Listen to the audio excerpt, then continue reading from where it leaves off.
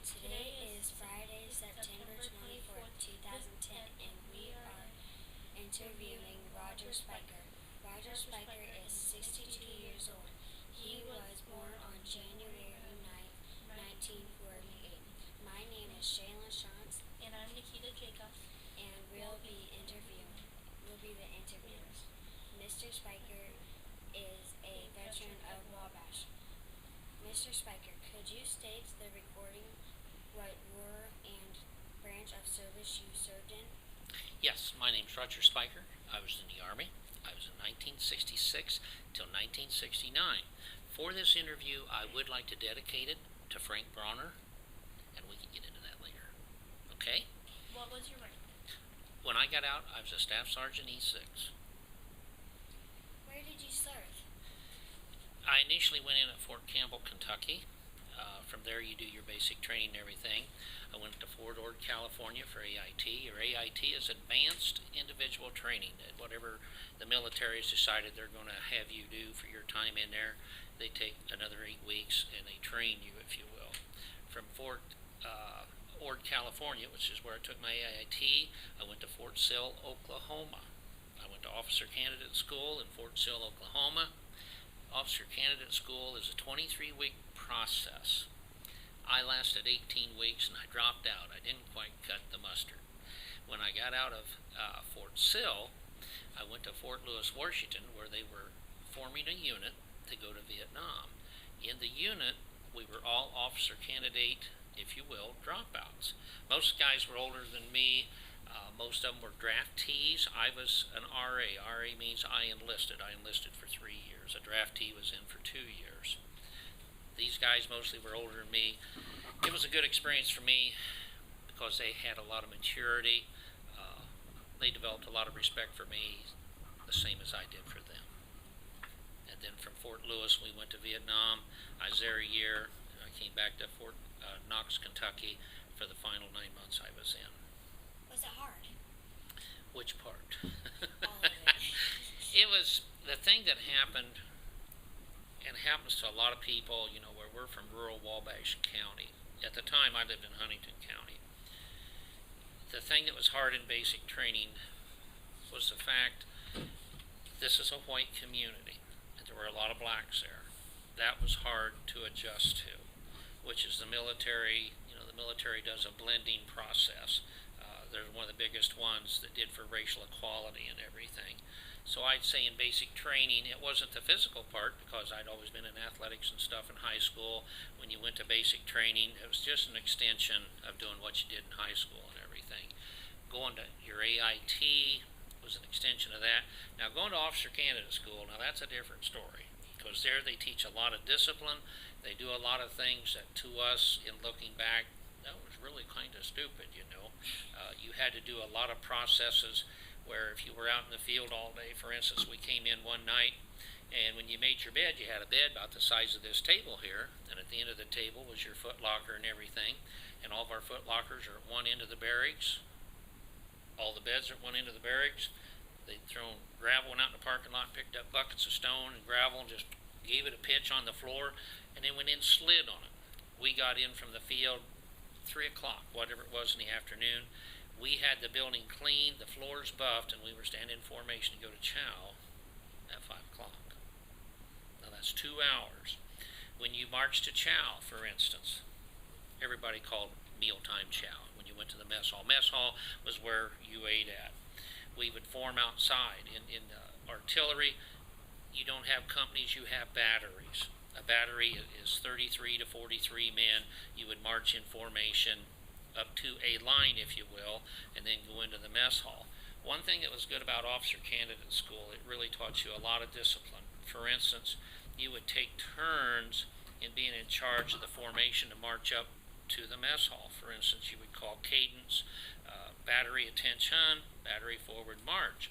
What you had to do when you marched up to the mess hall, they had a line up there, and you had to stop within 3 feet of the line. Battery, halt. If you didn't do it, you did an about face, went back, and then you came back. Now you got to bear in mind, in the mess hall, you kids eat in the mess hall here.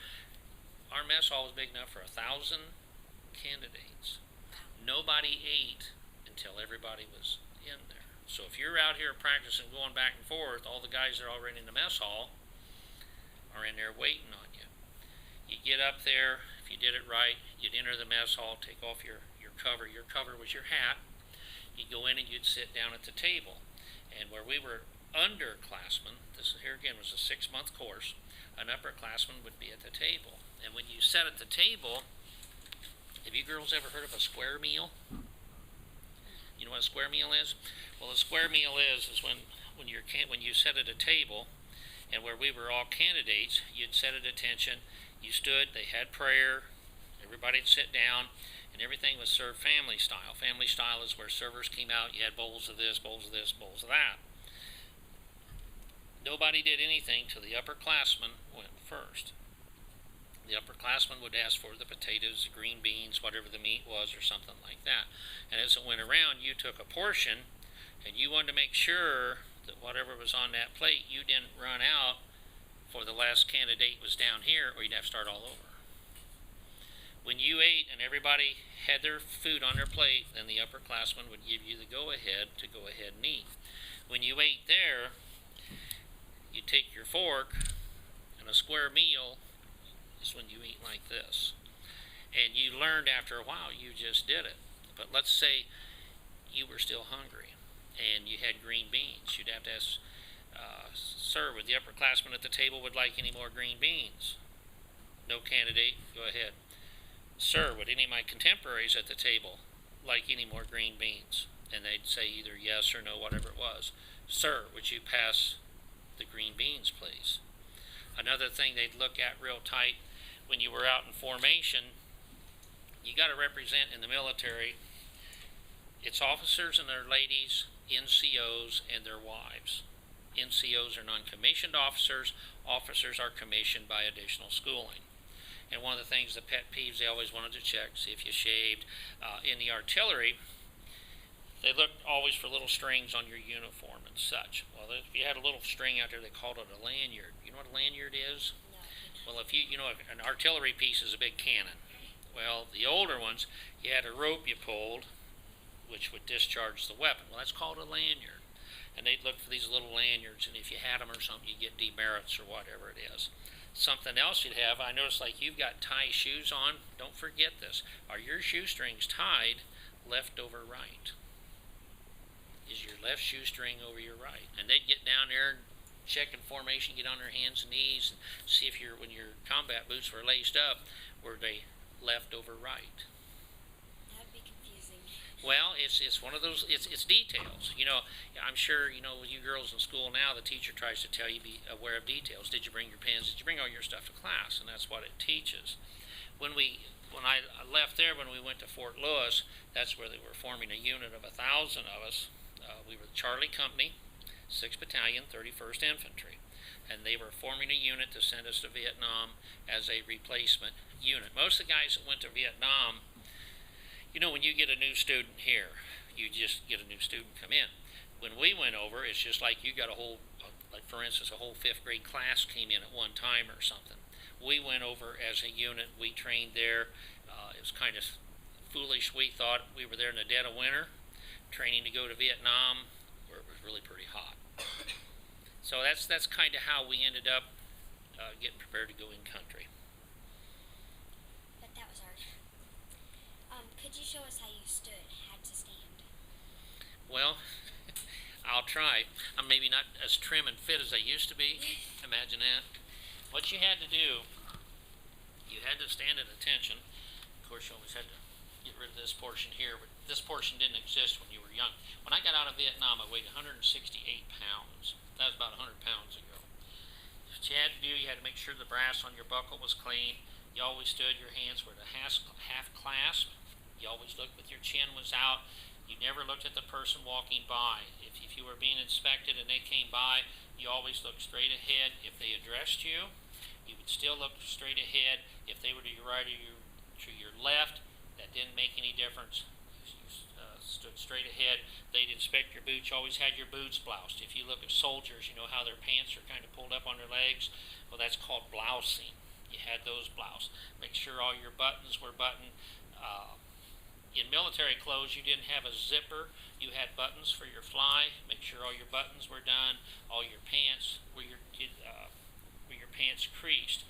They always watched real hard how much shine you had on your shoes, and spit shining your shoes and keeping them that way was always hard to do, because if you went into training or if you left the building, it was easy to scuff your shoes, and there went your shine. That was hard. It was something you did. It was always better to be out in the field, because when you were in garrison or back in the company areas, which they called it, or stand down when you were in Vietnam, it was stand down. Where you were back there was always more regimentation, or they implemented the rules and regulations, whereas out in the field, things were pretty lax, if you will. So how many years were you in the service? I was in 3 years total. So you served in the Army. Where were you living at the time? Before I went in the military, I'm from Huntington County. I was living at home with my folks. Did you want to go to the Army? Yes, I enlisted. A lot of guys didn't. Most of the people in the unit that I was in were draftees. A draftee, you had your Army serial number. A draftee was a U.S., whatever his 8-digit number was. Since I enlisted, I was an RA, regular Army, and an 8-digit number. But yes, I enlisted. I was there because I wanted to be there. How did you happen to serve in this war? I was at the right age. I was at the right time, the right place. It just so happens that when I went in, it was the Vietnam era, just like when men were in World War II, when men were in or in Korea, or like today, the boys that are in either Afghanistan or Iraq. That's the war now, and it's always referred to as your war or their war. Did anyone else in your family serve in the military? My brother did. My brother was at Fort Meade, Maryland for 2 years. Now, my brother was a draftee. He was a dental hygienist. He did not leave the States, but he's just as much a veteran as I am.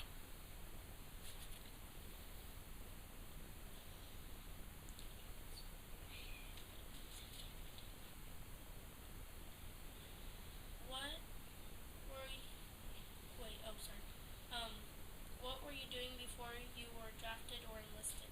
Before I went in, I was an apprentice carpenter. I was about 8 months into my apprenticeship.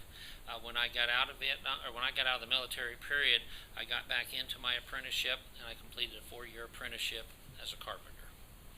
Could you tell? I'm sorry, go ahead. You can go ahead. And then after that, I formed my own construction business, and I've been independently employed since.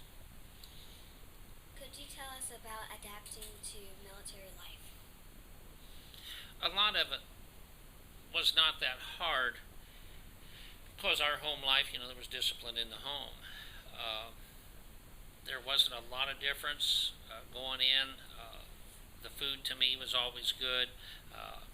You had a rack to sleep in or a bed. It was warm.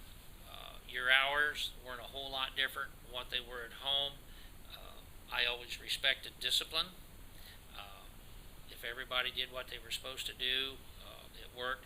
The thing that's bad about the military, and most people you'll talk to, there's a lot of hurry up and wait. It's just like when you guys go to lunch. Let's say they got you out of the room 10 minutes early, and you're standing out there in the hallway. Why are we early?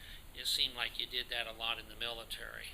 No matter what it was, they had you there ahead of time. If I have an appointment, I was here about 15 minutes early today. I'm not late for appointments. So the military teaches you discipline, to do things on time, to do things in a regimented manner, so that you do it the same way over and over.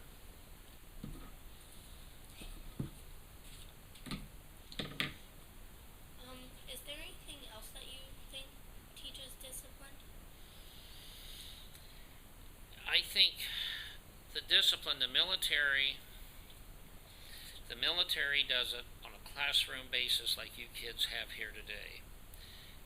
When you get into a combat situation, that's altogether different. They can try to teach you about combat, they can try to teach you about this, try to teach you about that. It's just like if you girls learn to drive. and your driving instructor says, now one of these days a car might come from here or a motorcycle might come from there. You're not going to know how to react to that until it happens, will you? And being in a combat type situation, that's where you learn a lot of discipline. A lot of times there's a lot of anxiety about what's going on. You're under less than favorable circumstances, if you will, and that's where the discipline really comes in. One of the biggest things we had, for instance, when we were in country, is moving along as a unit.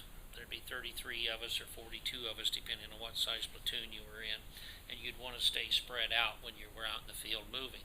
Well, that's a discipline thing, because if somebody hit a landmine or a grenade or something, if you're all together, more people are going to get injured. If you're spread apart, that's a discipline thing. Keeping people quiet at night, if there's enemy in the area or something, that's discipline. If you're quiet, they're not going to know you're there. If you're performing other duties, it's just waiting until the appropriate time. There's a lot of ways that the military is very good about teaching that. How did you choose this? How did you choose the branch of service you served in? That's a better question than I've got an answer for. I guess the Army was just what stuck in my mind. I didn't really want to be a Marine. I certainly wasn't going out there and be a naval person. I didn't want to fly very bad. I didn't give it a great deal of thought. I mean, it wasn't something I always hoped for. It's just that I went in the Army. And I'm glad I did. I mean, it was a good choice for me. What made you not want to fly? Just never had an inclination to fly. I didn't want to be a sailor out there floating around. Just water's okay for some people. And the thing that's neat about this, I've thought about it a lot, and the fellows and I talk about it later. Let's say I could go back. Let's say we had an incident here in the country that we would have to go to war. I would gladly go back. I wouldn't hesitate. But I'd want to be on the ground. I was a grunt. You were called grunts if you were in the infantry or something. At least you have a sense that you're in control of your life or your direction. But I'd want to be a grunt again. What kind of training did you do? Before I went to Vietnam, or overall? Overall. Overall, the biggest thing that the military tries to do, they try to get the cream to rise to the top. The military, by the way they're designed or it operates, leaders will come to the top. And it was really hard, just like yourselves in your class now, if you dress a little different, the other kids will maybe make remarks about it or something. And for you to dress different and be your own person, that's hard, isn't it? It is, and it's something you kids fight every day. When you were in the military, if you took on tasks or jobs or something, the other fellows would kind of point out to you, maybe they'd call you John Wayne. You girls know who John Wayne was? No. Well, John Wayne was a big action figure when I was your age. And everybody referred to you, okay, John Wayne this, or okay, John Wayne that. And it took a lot of personal fortitude for you to not listen to that, and you'd want to hit and take charge or make decisions. And the military does that, so in a combat situation, you know how to make decisions, and you stick by your decisions. When I lived in Marion, we had to get uniforms because all the kids would make fun of us. And see what I'm saying? If your uniforms are all alike, then you understand peer pressure? Yeah. It takes away the peer pressure. That's why the military, I believe we all dress alike in the military, if you will. And now all of a sudden, you've got blonde hair, you've got brunette. But you'd have the same clothes on and everything, you're still equal. And that's one of the big things the military has done. The difference is now, though, if you didn't get your homework done and you did, because you want a good grade, she might make a remark or something about it. What's wrong? You want to be the teacher's pet or something like that. It can be hard at times to strive to get ahead or to do your best. Did you like wearing the uniforms? Yeah. One of the big things you looked for when we were training, and especially AIT, when I was in Fort Ord, California, so many of our instructors were back from Vietnam. and here you are in a plain olive drab work uniform, your everyday BD's uniform, if you will, and you're looking at them, and they got their rank on their shoulders and their unit patch where they were stateside, and their unit patch where they were in Vietnam. They'd have their CIB or their jump wings, and of course, then were they embroidered on their uniform, or were they just regular patches? So all of those things there added up. But yeah, the military wants you to be proud of your uniform. That's why when you see the military people on TV and such, they're always standing pretty proud and pretty tall. What kind of friendship did you form? Friendships came and went because if you were friends with somebody, let's say they got not discharged but transferred to another unit. When you're in Vietnam, it was particularly hard if somebody got wounded, if somebody got killed. Let's say when we went to Vietnam, it's kind of unique. Some of the fellows that I went over with in my unit, in my platoon, Sergeant Meyer, there was a couple, Sergeant Meyer, Sergeant Butler, these guys only had 90 days left in the service when they were sent to Vietnam. Now you got to think about that a minute. I had 18 months or whatever it was when I went to Vietnam left, so, because guys had been in different time, but you were all thrown together. Well, you'd make strong bonds or relationships with these guys, and you're in country, and when they left, it was hard because you were left behind, and you'd see these guys leaving. And if you girls want to get into it, I'll tell you some things about while we were in country that relates to that. So, did you pray to God a lot when you was in war? No. And a lot of times, and I don't say that in a disrespectful manner, you had friends there were other things on your mind.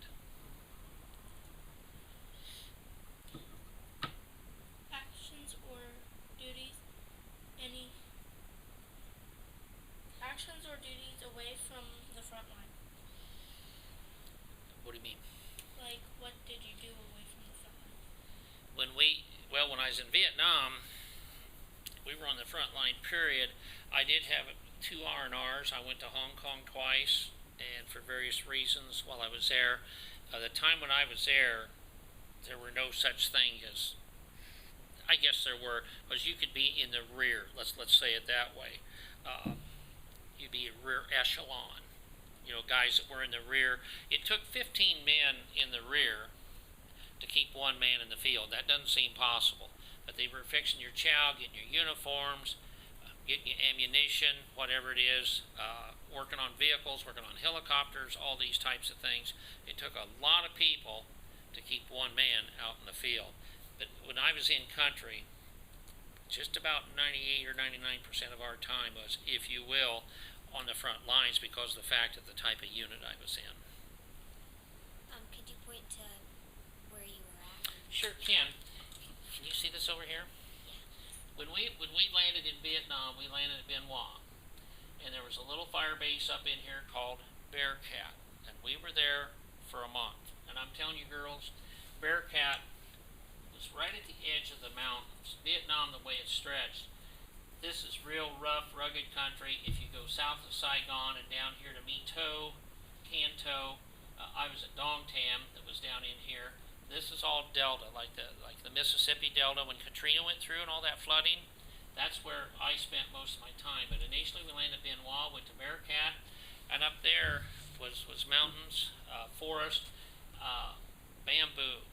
You go through bamboo and stuff. It's really hard to go through, and you can't see anything. You can be there in the bright daylight like it is today, and if you look off to your left or your right, you might not see more than 6 or 8 or 10 feet. Have you ever heard the term canopy, triple canopy? That's where, a lot of times you're driving down the road and the trees are almost growing over the road. Kind of cool, isn't it? We were operated when we were up there, it would be triple canopy, where we would take casualties, and the helicopter would come in, a dust-off would come in to take our casualties out. If you were on the ground, you couldn't even see the helicopter that was right above you, and a cable would come down so they could take your casualties away. When we got down in the Delta, it was just like open plain. We operated on an area. Everybody said that we didn't go into Cambodia. This portion right here is called the Eagle's Beak, or Parrot's Beak, I'm sorry, Parrot's Beak. And we went into there. Everybody said, no, we're not in Cambodia, this, that, and the other. Well, I beg to differ, we were. We operated in an area called the Plain of Reeds. If you girls have ever looked out on the ocean, all you see is horizon. That's all you see when you look out on the ocean, isn't it? We were in an area that was vacated, and the French had raised rice out there and everything, but it had been flooded, and we were in water like this, and we were out there 4 to 5 weeks all together, where when you went to sleep at night or something, you had to blow up your air mattress, and you literally floated on an air mattress while you were sleeping. And then you get back into this other area here with a lot of canals, rivers, and everything like that. We were wet all the time. My feet, when I got home, my feet were white and wrinkled, I don't know, 10, 12, 14 years. I still have problems with my feet because we were wet all the time working down in this area. If you were in the north, it wasn't so wet, but it was mountainous. It seemed like it was a totally different country. How did you stay in touch with your family and friends back home? You wrote letters. Today, the fellas are in where you have your telephones, you text, you do that stuff. None of that was then. I mean, you wrote a lot of letters. Mrs. Speicher, one of your teachers back here, my wife, Mrs. Speicher wrote to me darn near every day, and that says a lot. That meant a lot. But I was back in base camp there at Dongtam one day, and it must have been in August or September, about this time of year, and we were walking back to our area because we worked so many different things our unit did. But we did eagle flights, which eagle flights you'd go out, and I can tell you more about that. But we were on a stand down where we were normally out 2 days and back one night. Well, back here, we were walking back to our area because we were going to get ready to go out that night. There was a Mars station. You ever heard of Mars radio? It's two-way radio. And there was a Mars station, and you could call home. And we went in there. I think Frank was with me. We went over there, and sure, these shortwave radio operators, maybe, I don't know where the signal from here went, but they would send the signal back home. So I got in there, and I called, I don't remember my wife's phone number there at the grocery, but I called the grocery. Her dad had a grocery, and I called, and by golly, she answered the phone. And she couldn't believe it was me, because, I mean, the technology wasn't there then. But when you talked, you had to talk in, like, military jargon. For instance, Jane, this is Roger, over. How are you doing today? Over. And she would answer me, and she'd have to say over. If I was talking to her, well, I was walking by this Mars station, break. They said that we could come in and talk, break. Hope everything's going good there, break. You hear me okay? Over. Just like when you watch TV, you hear the police calls and stuff. That's the way we would talk. So I got to talk to Jane one time, person to person, and it was really cool. But it was so much different than the way it is today. Were you married to her when Nope. Jane and I dated 5 years. We weren't married while I was in the military, which I was glad of at the time. How did you?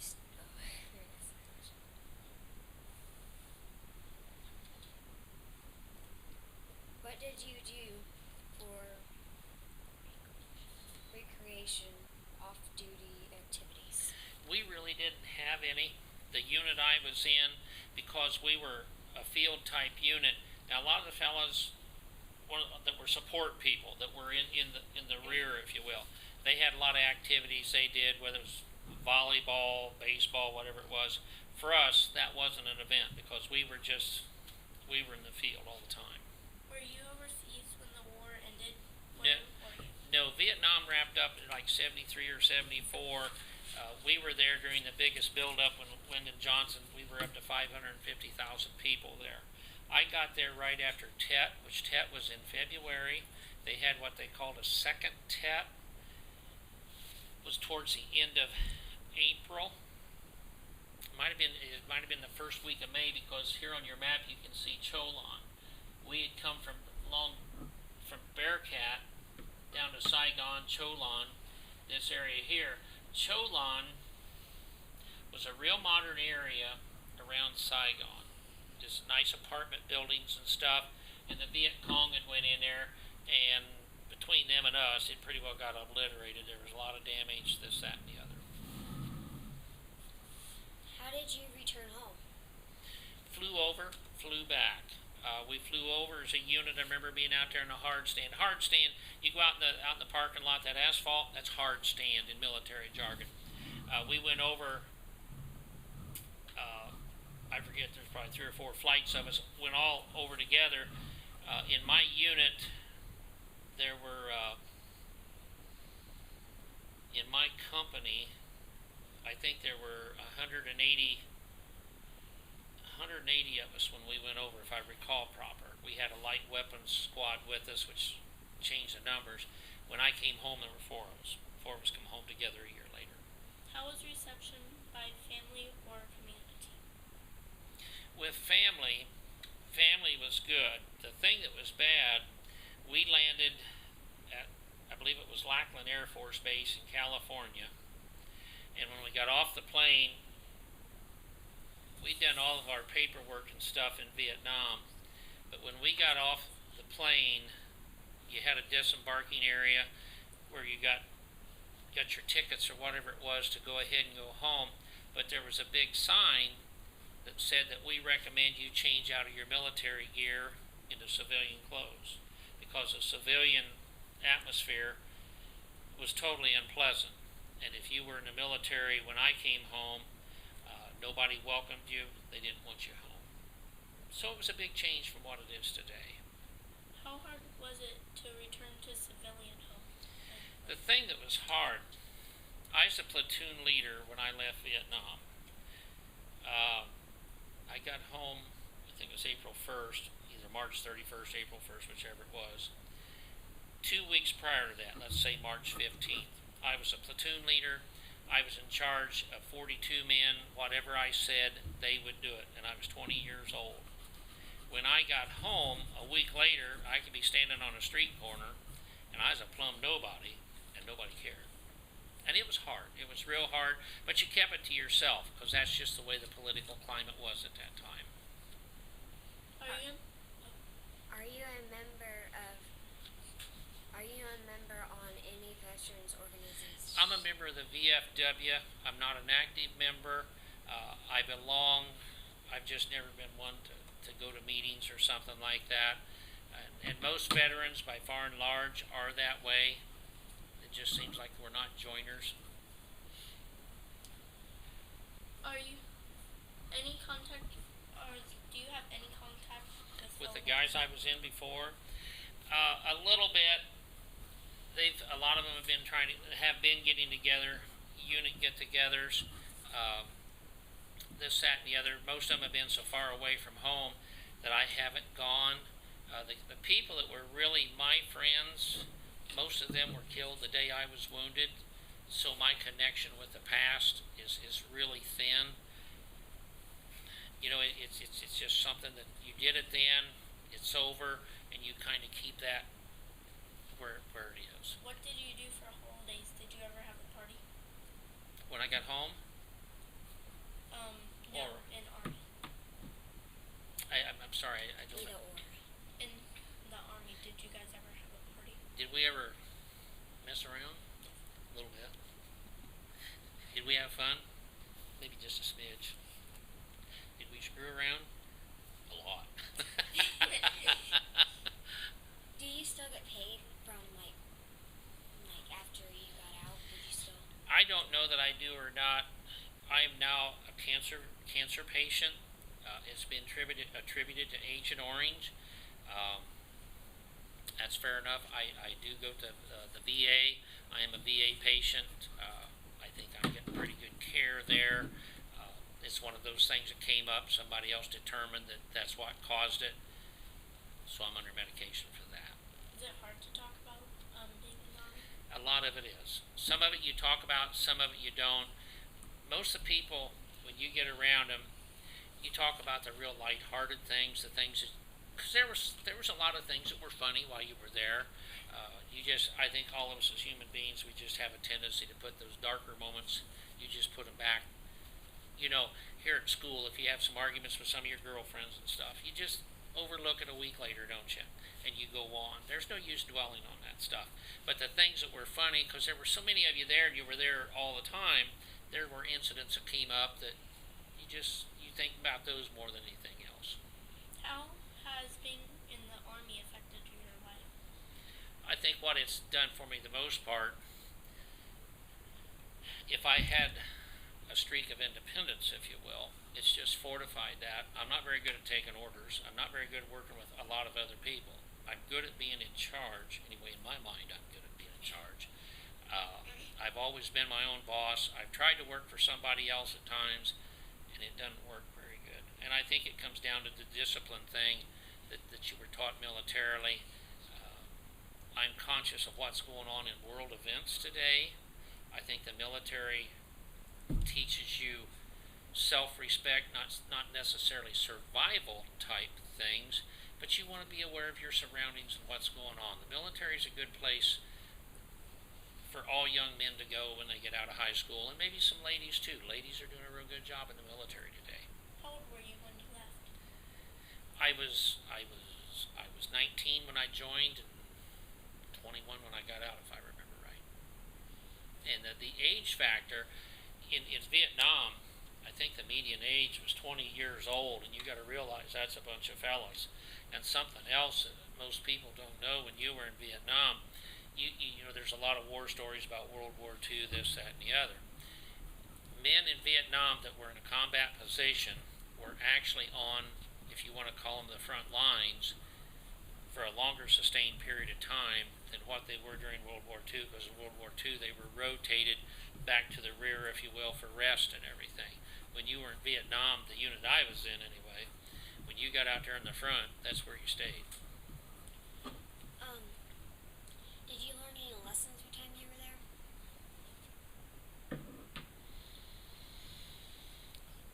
The biggest thing is just, it goes back to discipline, and you got to keep in perspective what you saw or what you did while you were there. You know, why was I there? Something that comes up from that, the fellows I was with and that died there, did they die for nothing? That can be a rhetorical question. I don't think they did, because we believed we were doing the right thing at that time. Now, what happened after we left is totally immaterial. In our mind's eye, we were there doing the right thing. If we didn't feel that way then, you take fellows that go to Iraq or Afghanistan today, they have to feel like they're doing what their country's wanting them to do, even if politicians say it's right, wrong, or the civilian populace doesn't approve of it. You have to be feeling that you're doing the right thing, or else if your buddy that's next to you gets killed, did he die for nothing? You can't let that happen. You have to respect why you were there. That's important. Was it hard to say goodbye to your family? Yeah. Was it hard to say goodbye to your Army friends?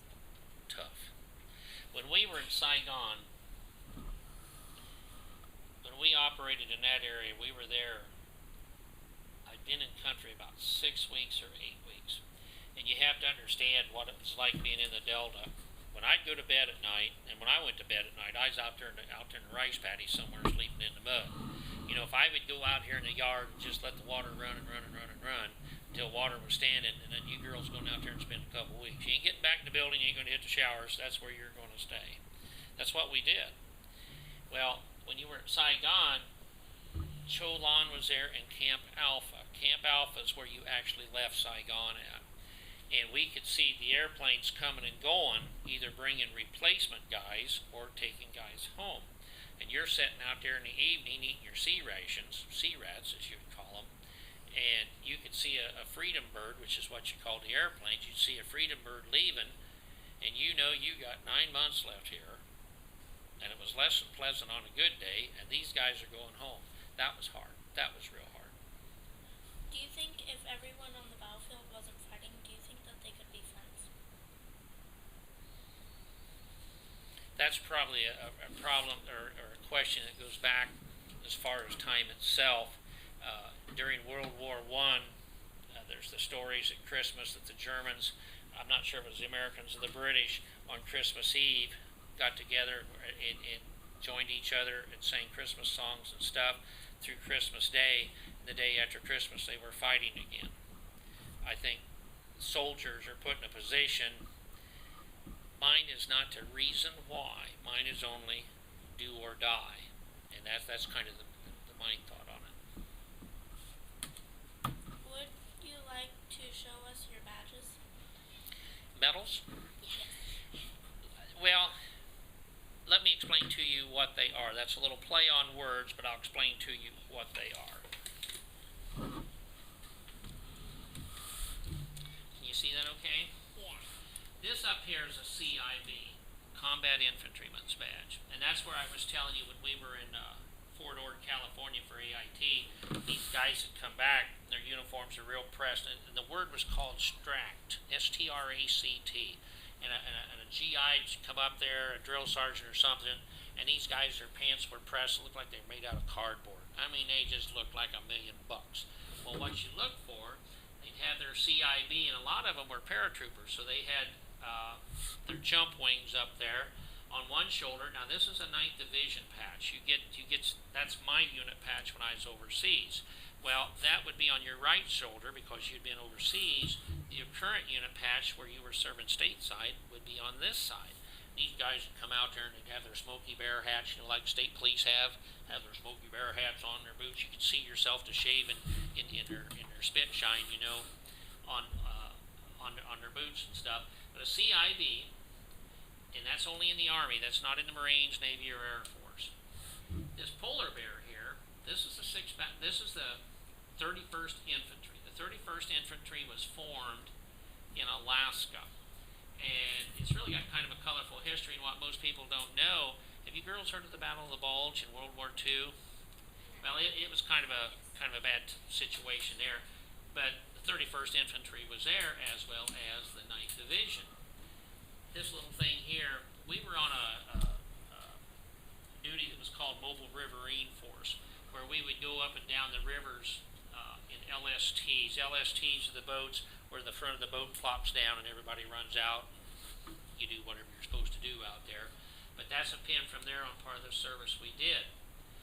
This bar here is what you wear on your uniforms, which is a compilation of the awards that you've been awarded here. These are Bronze Stars. This is a Bronze Star. I don't recall what it was for now. This is a Bronze Star with a V device or Valor. This is a Bronze Star with a V device and an Oak Leaf cluster because that's the second Bronze Star I got. This is a Purple Heart. This is an award that was formed by George Washington. This is for when you get wounded.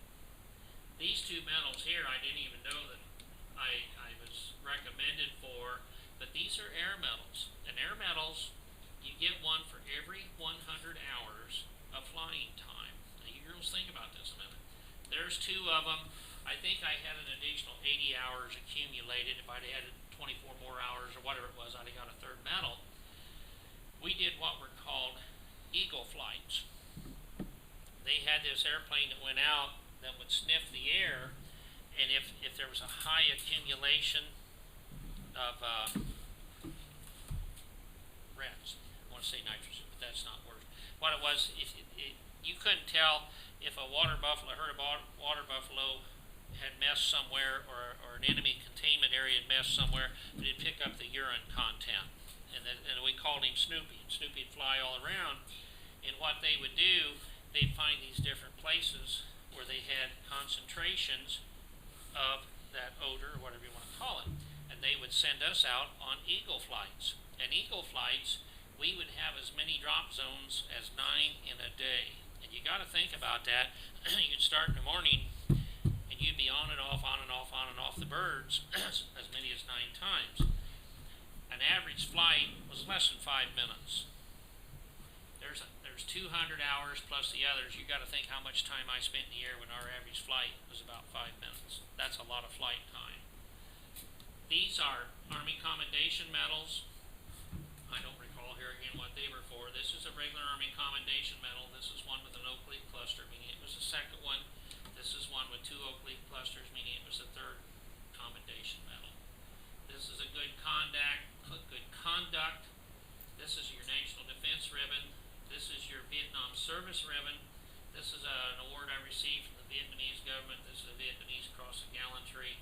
This is another Vietnam service type badge. If I may, what are these words? Okay, Long Binh, I served in Long Binh. Dong Tam was where our major fire base was, which is where the 9th Division was. Parrot's Beak was this area that I referred to over here. When everybody said we weren't in Cambodia, and like I said here again, I care to differ because I was. No, you weren't. Yes, I was. We went into Cambodia. Oh boy, this is cool, girls. When we were in a plane of reeds, like I say, all that was out there was horizon. You could just see forever. Well, you'd be trudging along this, that, and the other, and you'd get to looking out there. You had an AO that you had to check out. An AO is an area of operations. You got closer and you got closer. This thing kept looming bigger and bigger and bigger. And out in the middle of nowhere, we walked just like up on a beach, and here's a big walled-in, and I mean a big walled-in thing, just like in the movies. You see The Mummy? The movie The Mummy? Yeah. You know them big walled-in cities? Out here in the middle of Podunk. And you walk through it, and it was creepy. And we stayed there one night, and the guys that were inside, you'd listen, because we had to sleep outside. We never got to sleep inside. The guys inside, if you heard them talk, this, that, and the other, these guys had been there 4 tours. Now, you got to realize somebody's been in Vietnam 4 years because they want to be there. There's something wrong. They're a little bit off center or something. But we were there just one night, but it's kind of nifty keen, but that was at the Parents Speak. Benoit was where we landed. Mito was just outside of Dong Tam. And then Bearcat was the initial place where we operated the first month we were there. And then these other things, Beer 33. You had Beer 33 and Beer LaRue. You ever heard of Rats? That guy said he was going to come back in the Philippines. And he's going to fade away. He was an old soldier. Whatever it was, that dude started the brewery over there. You had Beer 33 and Beer LaRue. And that was just a little thing from one of the beverages we had. This is just one of the artillery insignia I had when I was in OCS. These are your insignia. If you're a PFC, a Specialist 4th Class. I was a buck sergeant, and I was a staff sergeant. This is E1, E2, E3, E4, E5, E6.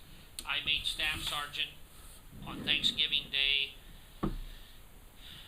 23 months after I got in. Which is pretty good, but when you're in a wartime type situation, rank or being promoted is always accelerated. It's always a lot faster and everything. Was the food there great? Well, the thing you got to understand, what we ate most of the time were sea rats, your sea rations. I'd have a can of ham and lima beans for breakfast, and I'd have a pound cake and a can of fruit for supper. You never ate lunch. I didn't drink a lot of water. A lot of the guys drank water constantly. I'd maybe have 2, maybe 4 canteens of water a day at the most. When we were in Saigon, we pulled security in an oil refinery thing. If you girls ever notice, if you go to Fort Wayne there at Huntington, there's all those great big oil tanks and stuff. Well, at Nabe in Saigon, there's a big oil place there. Shell had a refinery, and we did what they called security. The Navy was there, and we would kind of slip into, if you would, or sneak off, whatever term you want to use. We would slip into the Navy base, and they had hot rations. They had a 24-hour mess hall, which for us was just a terrible treat because we were eating these canned things for a year of it. Thanksgiving was extremely good because you had a hot meal, but I remember just plain as day, it was cold and rainy. You wouldn't think in there where, it was a hot climate that it could be cold, but I'm telling you what, at night it got pretty nippy in there. And standing outside the tent, a big GP medium, I forget the size of it, but it's just a big green tent, that's all it is. Standing outside and the water running down your back, you're wanting to eat chow. But it was good food once you got in there. And then I remember, I think Sergeant Myers come over and got me up in the afternoon, gave me my promotion papers there on Thanksgiving Day, which that was cool. Never forgot that. Is there anything else that you'd like to tell us? Not really. I had a lot of people come and go. Like I said when we started, if this interview is used or something, I'd like to make it relative to Frank Bronner. Frank was a radio operator of mine. I went through 3 radio operators. Frank got killed. We were really good friends, and that was hard.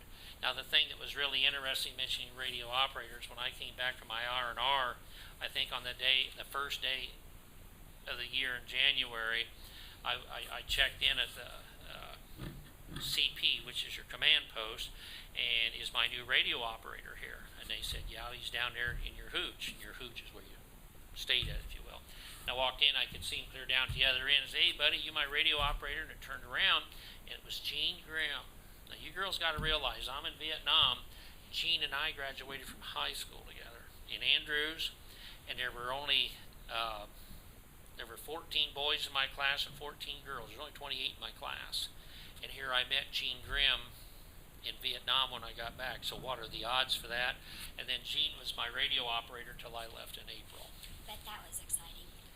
It was pretty neat, and Gene and I were good friends. And the downside to that, something you girls can think about, after I left, Gene got wounded terribly bad. At some place in his head, he's got a metal plate. And Gene's just in Wabash today, and if I see Gene, he doesn't know me. And that's bad. Because, we went to school together. Gene was an excellent radio operator to be with and everything. But for him to not know you today, that kind of hurts. But you just have to keep it in perspective. That's the way it is. I bet that was kind of sad. You don't dwell on that part. Like I say, there's some other parts you want to know what we did for fun or this, that, and the other.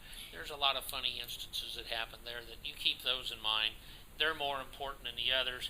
The guys that died while you were there, you remember them, but you keep them in that place. Did you guys have funerals? Not there, no. If somebody got wounded or something, when I got wounded, you're dusted off in a helicopter. I went back to Saigon. If a soldier was killed, they had preparations there to prepare them before they sent them back home. We have to go. Are we good on our interview? We don't have. Did we do our 30 minutes? Did we do our 30 minutes? 50. Cool. You girls did a good job. Well, thank you for coming. No. Thank you for having me in here. You girls did a good job. You had to ad-lib a little bit, but you did a good job. Okay?